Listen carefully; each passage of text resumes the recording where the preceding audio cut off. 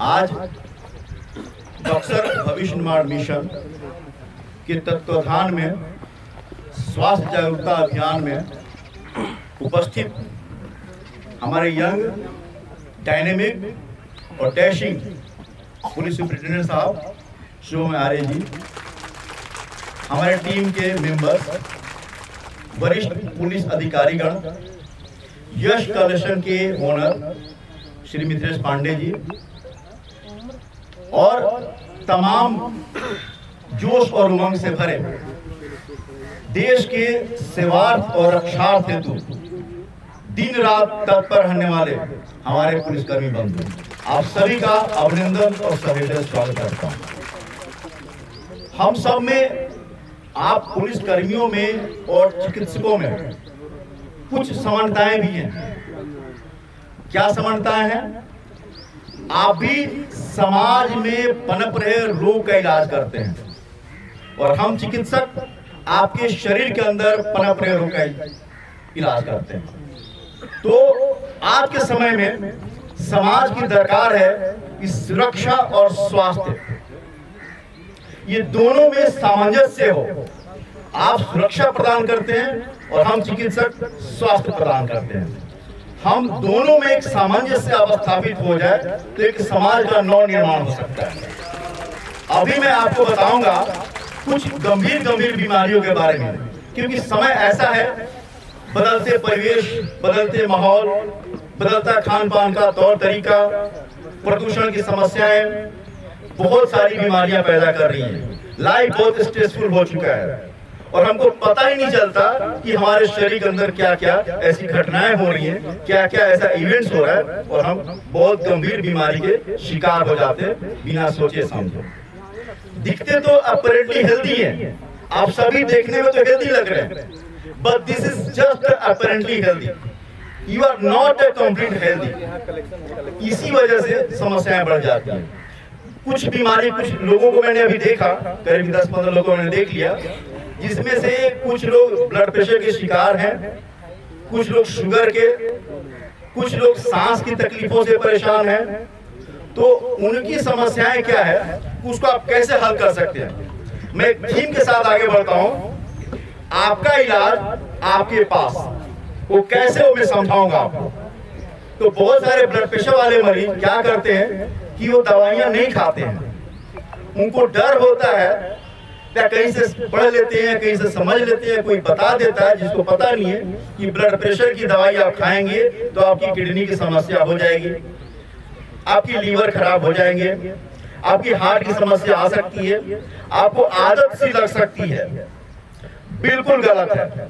यदि आपको किसी प्रॉपर चिकित्सक ने, एक अच्छे क्वालिफाइड डॉक्टर ने ये डायग्नोसिस कर दिया कि आप ब्लड प्रेशर के मरीज हैं, तो आप हैं और आपको दवाई खानी ही पड़ेगी। कैसे आप हो सकते हैं? ब्लड प्रेशर का एक क्राइटेरिया है, एक परिभाषा है।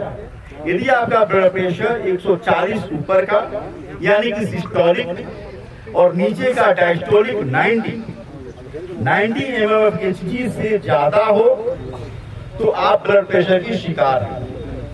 बहुत बार क्या होता है, लेकिन हाँ, उसी समय आपको दवाई खाने की जरूरत नहीं है। मेरा प्रोटोकॉल या जो भी अमेरिकन गाइडलाइन है, एशियन गाइडलाइन से या फिर यूरोपियन गाइडलाइन से, उसके अंतर्गत ये है कि 140 और 90 से ऊपर वाले बीपी के मरीज तो हैं। लेकिन कई बार क्या होता है कि जैसे आप लोग पुलिसकर्मी लोग हैं, लाइफ बहुत स्ट्रेसफुल है, हेक्टिक है, हाइपरडायनामिक सर्कुलेशंस में काम करते हैं आप, तो उस टाइम हो सकता है आपकी बीपी बढ़ जाए, थोड़ी देर के लिए आपकी नींद पूरी नहीं हो, बीपी बढ़ जाए। वैसे सिचुएशन में आपको लगातार अगले 10 दिनों तक बीपी की जांच करनी होगी, मॉनिटरिंग करनी होगी। उस 10 बार के जांच में आपका बीपी 6 बार से अधिक 140 और 90 आता है, सब कुछ नॉर्मल रहने के बावजूद आपकी नींद अच्छी हो रही है, आपको टेंशन नहीं है, स्ट्रेस नहीं, तब फिर आपको दवाई खाने की जरूरत पड़ेगी। आप दवाई नहीं खाएंगे तो आपके अंदर गंभीर समस्याएं पैदा हो सकती हैं। आपका दूसरा सवाल ये हो सकता है कि सर कैसे हम जानेंगे कि मेरा बीपी हाई है, कैसे हम चेक कराएंगे? तो लक्षणों में सबसे मुख्य लक्षण आपके सर में दर्द होना, आपको चक्कर आ सकता है, आपकी धड़कनें तेज हो सकती हैं, आपकी आंखों में जलन सी हो सकती है, आपकी इरिटेशन हो सकता है, आपको ऐसी समस्या आने लगे तो आप बीपी जरूर जांच कराएं, हो सकता है बढ़ गया हो। आप इग्नोर करेंगे। अब होता क्या है, बहुत सारे लोग, ये बताना बहुत जरूरी है, बहुत सारे लोग क्या करते हैं, इसको इग्नोर करके दवाई की दुकान से किसी भी केमिस्ट के पास जाके सर दर्द की दवाई खा लेते हैं, धड़कन हो गई है कमजोरी, उसकी दवाई खा लेते हैं और बीपी तो कंट्रोल नहीं होता, लेकिन आपकी समस्या थोड़ी देर के लिए रुक जाती है। आप ऐसे करते करते इग्नोर करते हैं और फिर आप कुछ महीनों बाद जब आपका बीपी 180 भी होगा तो आपका बॉडी सेंस नहीं कर पाएगा and you will not recognise your symptoms that you are suffering from high blood pressure. मतलब कि आप समझ नहीं सकेंगे कि मेरा ब्लड प्रेशर 180 है या 190 है, आप बिल्कुल नॉर्मल महसूस करेंगे। जैसे कभी कैंप हुआ, आपने चेक कराई, बीपी 180 हो गया, ये कैसे हुआ डॉक्टर साहब, मैंने तो कभी दवाई खाई नहीं। फिर मैं डिटेल हिस्ट्री लेता हूँ तो पता चलता है कि आपको बीपी की शिकायत थी, आपने लापरवाही की, आपने दवाई नहीं खाई, आपने उस सिम्टम्स को सप्रेस किया। और हमारे भी शरीर में, हम सबके शरीर में एक सिस्टम होता है autonomic function, that autonomic function fail हो जाता है सेंस करना। जैसे सेंसर मशीन होता है, उसमें जाएंगे तो सेंस करता है, वैसे बॉडी भी सेंस करता है सिम्टम्स को, फिर सेंस करना फेल हो जाएगा। और फिर आप न्यूज में सुनते होंगे, आपके बीच से भी कुछ दुर्भाग्यपूर्ण घटनाएं होती हैं कि कुछ हमारे पुलिसकर्मी या आम पब्लिक या सिविलियन की डेथ हो जाती है, और ये बहुत दुर्भाग्यपूर्ण। ऐसा दुर्भाग्यपूर्ण नहीं हो, आप अपने हेल्थ का चेकअप जरूर कराते रहें। आपकी उम्र 40 साल से ज्यादा हो गई तो अब पहले वाली बात नहीं रही। पहले ये होता था कि उम्र 50 साल या 60 साल हो जाए तो ये लोग को हार्ट अटैक आती थी, अब वो नहीं है। अब एज का कोई खास क्राइटेरिया नहीं रहा आज के समय में। कारण क्या है, और ये खास करके एशियन पॉपुलेशन में। मैंने MRCPU के इंग्लैंड से किया है, मैं रहा हूँ यूरोपियन कंट्रीज में, स्टडी किया, जाता भी सेमिनार में। कुछ टाइम पहले सिंगापुर गया था, इंटरनेशनल अवार्ड मुझे मिला था। तो वहां देखते हैं हम, आप स्टडी भी करेंगे तो यूरोपियन कंट्रीज में हार्ट अटैक की संभावना 45 साल के पार के लोगों में होती है, जिनकी उम्र 45 साल से ज्यादा है। 30 साल के बीच के मेरे पास अनेक पेशेंट्स हैं जिनको हार्ट अटैक हुआ है, बाईपास करा है, स्टेंटिंग हुई है। कारण स्ट्रेसफुल लाइफ, कारण क्वालिटी ऑफ एजुकेशन, कारण अनएम्प्लॉयमेंट, बहुत फास्ट लाइफ हो गई है। आप कैसे पहचानेंगे ये चीजें? इसको पहचानने के लिए यदि कोई भी व्यक्ति यदि बहुत स्ट्रेस में रहता हो, बहुत टेंशन में रहता हो, रात को नींद नहीं आती हो, डर के साए में जीता हो, तो उसको लिपिड प्रोफाइल जरूर कराना चाहिए। चाहे उसकी उम्र 25 हो या 30 हो या 35 हो, उसके शरीर के अंदर एक कोलेस्ट्रॉल की मात्रा, उसमें खास करके ट्राइग्लिसराइड की मात्रा बहुत बढ़ जाती है। उस ट्राइग्लिसराइड के बढ़ने की वजह से हमारे शरीर की धमनियों में, ब्लड वेसल के अंदर फ्लो होगा और दीवार को डैमेज करना शुरू करेगा।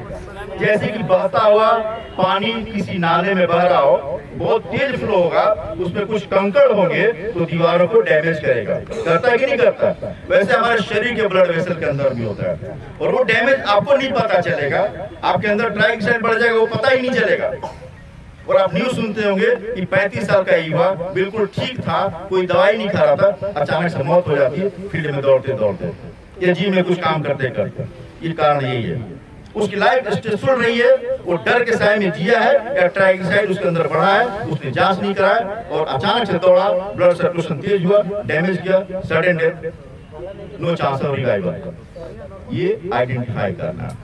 आप पुलिसकर्मी लोग दौड़ते हैं, जिम भी जाते होंगे, ट्रेडमिल पे दौड़ते होंगे, एक क्राइटेरिया आप सबके लिए, आप सब युवाओं के लिए भी, क्या क्राइटेरिया, कितना दौड़े आप ट्रेडमिल पे, उसका एक फार्मूला है, 220 220 माइनस योर बॉडी वेट।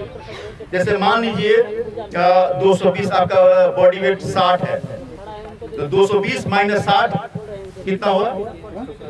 160। 160 का 85%, मतलब कि मोटा मोटी 120 के आसपास, 115 120 के आसपास आपका हार्ट रेट होना चाहिए जब आप मशीन पे दौड़ रहे हो। ये ध्यान रखना। कोई बहुत ज्यादा ओबेस हो, बहुत ज्यादा मोटा हो, उसको दिक्कत लगेगी। ये ध्यान जो रखना। 220 माइनस बॉडी वेट, उसका 85%। ये हार्ट रेट पल्स रेट हमारा अचीव होना चाहिए। ये ट्रेडमिल में भागने वाले लोग या मैदान में दौड़ने वाले लोग इस बात का खास ख्याल रखेंगे तो आपको समस्या नहीं आएगी, बिल्कुल नहीं आएगी।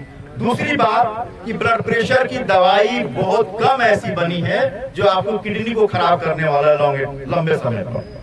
हाँ, ये जरूर होता है यदि आपको ब्लड प्रेशर बढ़ा हुआ है और आपको किडनी की भी समस्या है तो कुछ सिलेक्टिव मेडिसिन होती है बीपी की जो खानी चाहिए। ऐसा नहीं है कि ब्लड प्रेशर की दवाई खाएंगे और आपकी किडनी फेल हो जाएगी या किडनी खराब हो जाएगी। हाँ, ये जरूर है, ये बिल्कुल तय है कि आप यदि ब्लड प्रेशर के मरीज हैं और दवाइयां नहीं खा रहे हैं तो कुछ समय बाद आपकी किडनी जरूर फेल होगी। किडनी फेल नहीं हुई तो हार्ट अटैक जरूर आएगा, वो भी नहीं हुआ तो 200 के पार बीपी जाएगा तो पैरालाइज जरूर हो जाएंगे और तब no return. You will achieve a point where there is no return, you will not return back to the normal condition. ये आप रिमेंबर जरूर करें, याद रखें जरूर। ये बीपी के बारे में छोटी छोटी बातें होंगी, आपको ध्यान रखना। अच्छा, हार्ट अटैक कैसे समझ लेंगे कि क्या दिक्कत है? आप कभी भी सिम्टम्स को इग्नोर ना करें। रात में हो सकता है आपको छाती में दर्द हुई हो, आपको लगता है कि मुझे गैस बन गया, गैस की समस्या हो सकती है, गैस की समस्या हो, इस बात से मैं इनकार नहीं कर रहा हूं, लेकिन वो हार्ट अटैक की भी तो समस्या हो सकती है। तो क्यों नहीं ईसीजी करा लें? आप उसको इग्नोर करते हैं, समय सुबह में ड्यूटी ज्वाइन करते हैं, मैदान में दौड़ते हैं, भागते हैं और फिर कहानी। इसलिए कभी भी दर्द हुआ है आपको छाती में, इस हिस्से में, बाएं साइड में, यहाँ पे जहां मैं हाथ रख रहा हूं, और वो दर्द होगा कॉन्स्ट्रिक्टिंग। यदि फर्स्ट टाइम दर्द हुआ तो बहुत तेज, और आपको शायद ऐसा दर्द कभी जिंदगी में आपने अनुभव नहीं किया होगा, वैसा दर्द होता है। बहुत दर्द तेज होगा, आप हाथ पकड़ के बैठ जाएंगे। और सर्दियों के समय में ब्लड प्रेशर की समस्या और हार्ट अटैक बहुत तेजी से बढ़ता है। इसका कारण है वो आप समझ लीजिए क्यों ऐसा होता है। सर्दियों के समय में हमारा जो हाथ का, पेट का या पैर का ब्लड वेसल्स है वो एक्सपोज होता है, खास करके हाथ का बाहर में। इसको बोलते हैं पेरिफेरल ब्लड वेसल। उसके अंदर बाहर के टेम्परेचर की वजह से सिकुड़न आता है, उसके अंदर कॉन्स्ट्रिक्शन होता है। सिकुड़न होगा तो हार्ट के ऊपर लोड आएगा, हार्ट को उसके अगेंस्ट में काम करना होगा पंपिंग के लिए, तो वर्कलोड बढ़ेगा, हार्ट का बीपी बढ़ेगा और आपको हार्ट अटैक हो जाएगा। तो जो मरीज ब्लड प्रेशर की शिकायत से परेशान है, दवाइयां खा रहे हैं, वो रेगुलरली बीपी चेक कराएं, बढ़ा हो उसको कंट्रोल करें। समस्याएं ये जो मैंने बताई ये है, जरूर जांच कराएं। ईसीजी सबसे बेसिक जांच है जो मेरे यहाँ पे हो रहा है। ईसीजी बेसिक जांच है। इसी समझने वाले बहुत कम लोग होते हैं, जो क्वालिफाइड एमडी हैं वो समझ सकेंगे। मैं चूंकि हार्ट के फील्ड में बहुत लंबे टाइम तक प्रैक्टिस किया मैंने, मैं आपको अपने बारे में बहुत ज्यादा नहीं बता सकूं अभी तक, थोड़ा बता दूं तो डॉक्टर राजेश मिश्रा मेरा नाम है। एमबीबीएस एमडी सरकारी मेडिकल कॉलेज से मैंने एमबीबीएस किया, बीजे मेडिकल पुणे से। एमडी मेडिसिन महाराष्ट्र के number 1 medical college, grant government medical college से एमडी मेडिसिन किया मैंने। एमआरसीपी यूके किया। 2008 से 2010 तक मैं एम्स दिल्ली में था, फिर रिजाइन किया, मेदांता हॉस्पिटल ज्वाइन किया। उसके बाद सेंट्रल गवर्नमेंट का ईएसआई हॉस्पिटल जो लेबर मिनिस्ट्री में आता है, वहाँ मैं मेडिकल स्पेशलिस्ट था, असिस्टेंट प्रोफेसर भी रहा। उसके बाद आईसीसी इंचार्ज रहा 4 साल तक, फिर मैं हेड ऑफ डिपार्टमेंट 2 साल रहा, और 3 साल लास्ट एडिशनल मेडिकल सुपरिटेंडेंट था मैं सेंट्रल गवर्नमेंट दिल्ली में। और फिर 2022 में मैंने रिजाइन करके आपके शहर, हमारे शहर बक्सर में मैंने अपनी सेवाएं देनी शुरू की, और जाके लोगों को जागरूक करता हूँ। इसके हिसाब से थोड़ी देर मेरी बात पहली बार मुलाकात हुई है, मैंने चर्चा किया, इन्होंने पूछा कि डॉक्टर साहब क्या क्या करने वाले, क्या क्या कर रहे हैं, तो मैंने बताया कि सर चर्चाएं होंगी, दवाइयाँ दी जाएंगी। आपने बहुत सारे हेल्थ कैंप देखे होंगे, बहुत सारी दवाइयों का आपने फायदा लिया होगा, लाभ उठाया होगा, मिला होगा, लाभान्वित हुए होंगे, लेकिन ये सबसे अलग है जो मैं अभी बात कर रहा हूँ। ये आपको बचाएगा। ये 2-4 खुराक दवाइयां से होने वाला नहीं है। 2 खुराक दे दूंगा, 5 खुराक दे दूंगा, क्या हो जाएगा इससे? ये समस्या नहीं बदल सकती। समस्या बदलेगी जो मैं अभी बताने वाला हूँ, जो बता रहा हूँ आपको। तो और किसी को कुछ सवाल पूछना भी होगा तो मुझसे जरूर पूछिएगा।